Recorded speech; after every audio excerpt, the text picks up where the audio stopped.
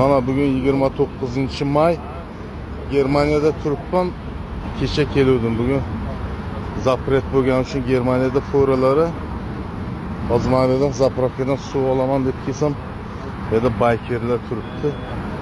Yapıyor mototsikllar.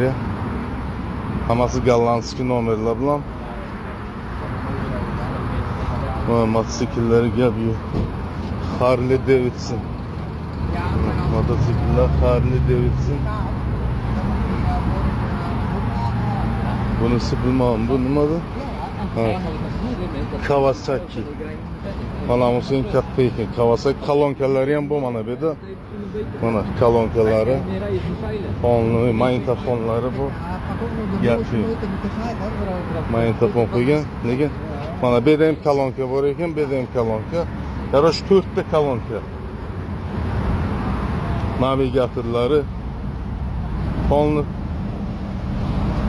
baykerlar. Mana buniki в общем dahshat ekan.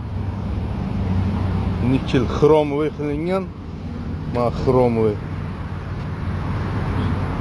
Yapıyor mototsikllar, lekin bu ham Harley Davidson ekan mana. В общем dahshat qilingan mototsikl. Fonli xrom. Buni egasi mana. Ha, buyurmasa ekan. Egasi. Можешь привет передать Хусейн Али? Хусейн Али, привет. Хусейн Али, привет. Хусейн Али. Hüseyin Ali. Привет. Gollandskiy nomerlar bilan turibdi hammasi. Gülüştediler ya, в общем mana dahshat. İşte onlar rasmçılar. Ya da neçte ekan hozir? Короче 1, 2, 3, 4, 5, 6, 7, 8, 10, 11, 12, 13, 14, 15 ta yoqdan bitta bu. В общем dahshat motosiklet. Fari. Короче mana bu. Bu ne ekan? Bu ham Harley Davidson. Oddiyroq maydaroq ekan, kaskalari ham dahshat.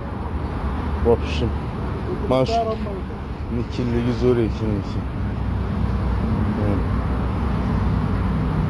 Mana bu ham nikel ekan, mana bu ham Harley Davidson. Kolonkalar, magnitofonlari bu mana. Magnitofon o'zi Harley Davidson.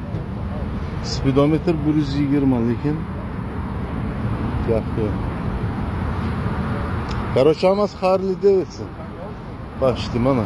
Bu ham Harley. Bu ham Harley. Oddiyroq ekan. Ruli в общем boshqacha. Bu 220 speedometer.